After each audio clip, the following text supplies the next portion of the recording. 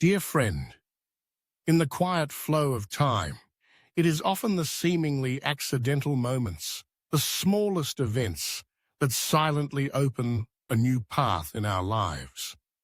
Perhaps it is a peaceful afternoon that suddenly becomes more tender because of a strange question that arises in the heart. Who am I? What am I truly living for?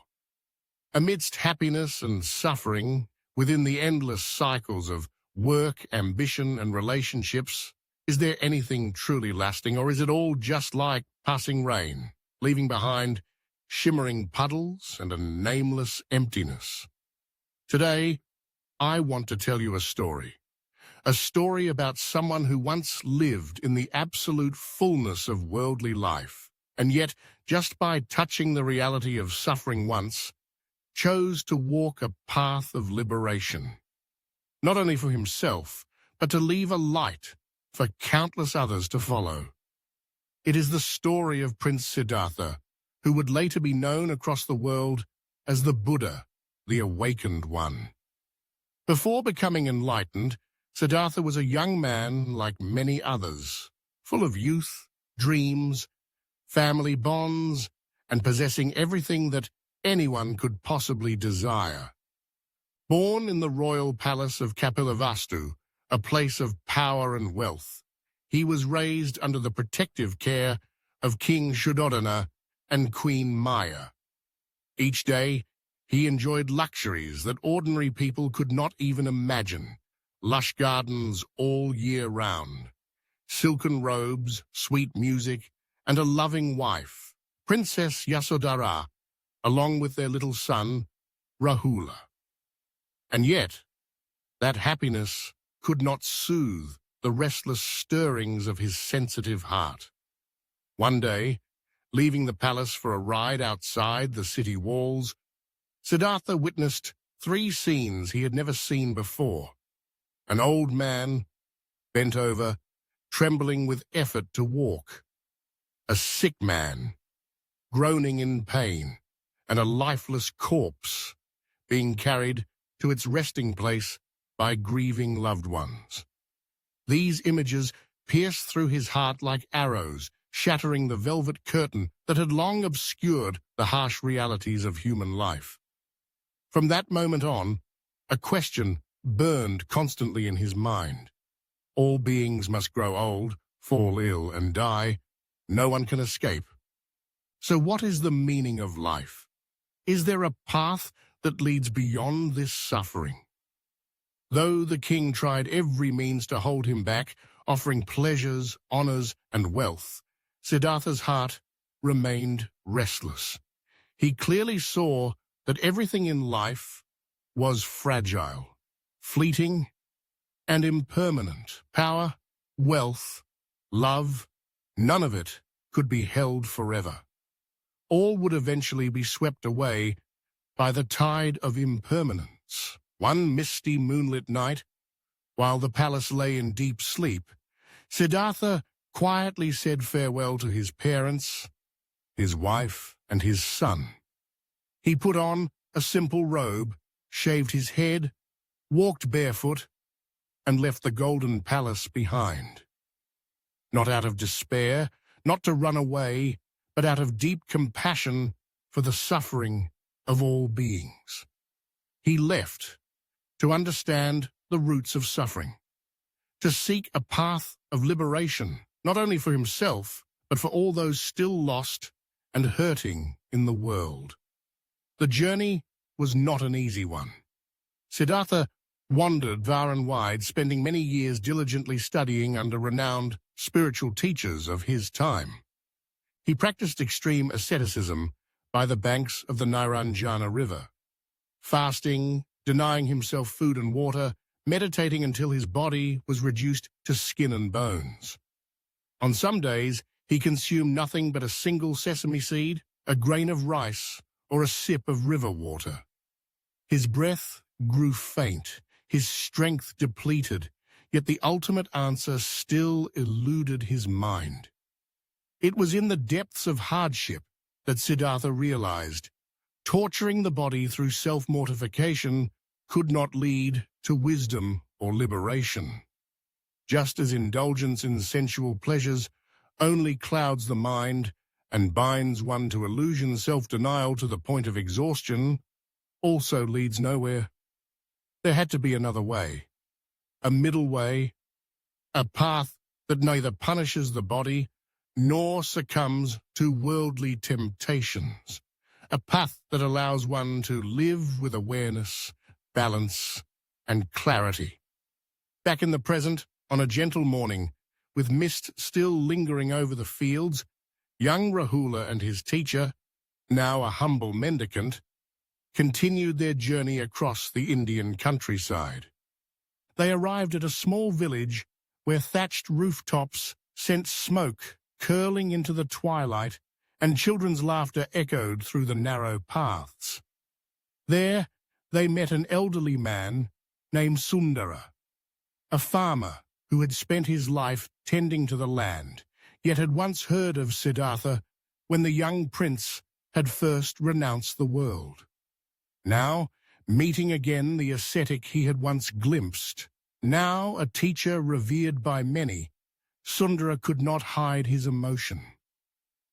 He told Rahula about Siddhartha's early days on the path of seeking truth, about the cold nights by the Niranjana river, when Siddhartha sat unmoving in deep meditation, exposed to bitter wind and gnawing hunger.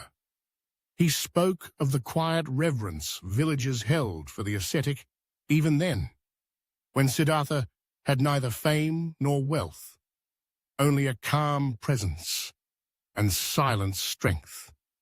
Rahula listened intently. To him, his teacher was always a simple monk, eating alms food, sleeping under trees, smiling gently at all. But through Sundara's stories, the young novice came to realize something extraordinary. His teacher had once been a prince, once had everything within his grasp, and had given it all up to search for something far greater, for himself and for all beings.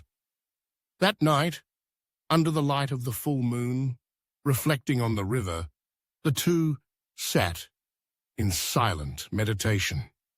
After a period of quiet, Rahula gently asked his teacher about those earlier days, about why he chose the mendicant path, about what he had experienced through harsh ascetic practice, and what led him to return to the middle way.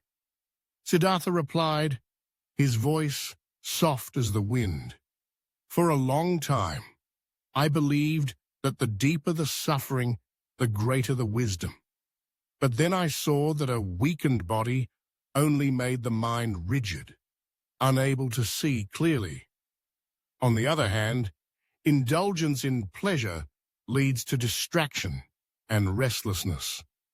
Only when one lives in mindfulness, breathing, walking, eating, speaking, smiling, with full awareness of each moment, can we begin to look deeply into the nature of suffering and find the path to transformation." The teacher's words flowed into Rahula's heart like a cool stream in the heat of summer. He understood then that the path of practice is not about harsh self-denial, nor about rejecting life completely. It is about learning to be fully present with each breath, each step, each joy and sorrow of the day. The next morning, as they departed, old Sundara walked them to the edge of the forest.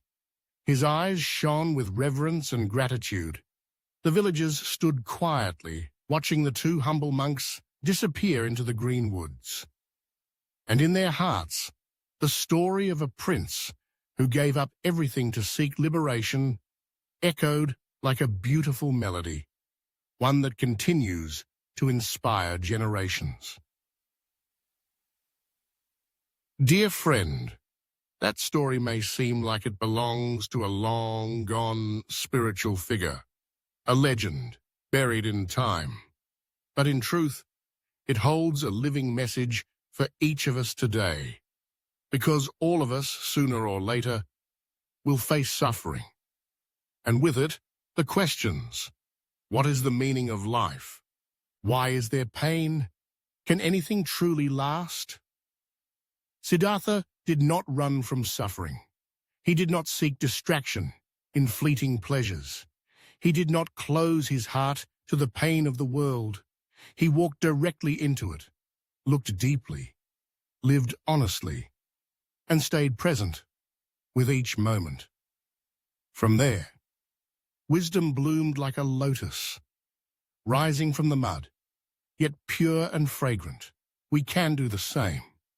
Wherever you are, whatever your life situation, whether successful or still struggling, just by turning inward, by living honestly with yourself, you have already begun the path of awakening.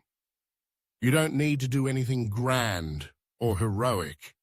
You only need to breathe, to walk, to be truly present with what's alive in your heart.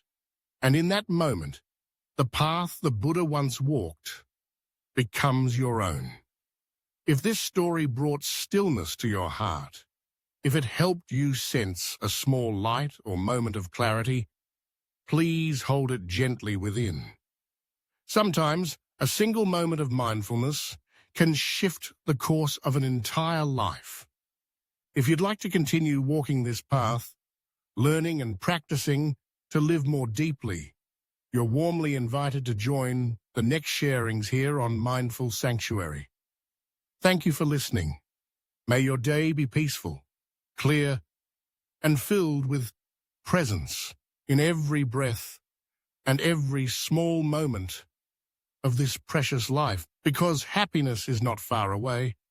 It is right here, right now. In each moment, we come home to ourselves.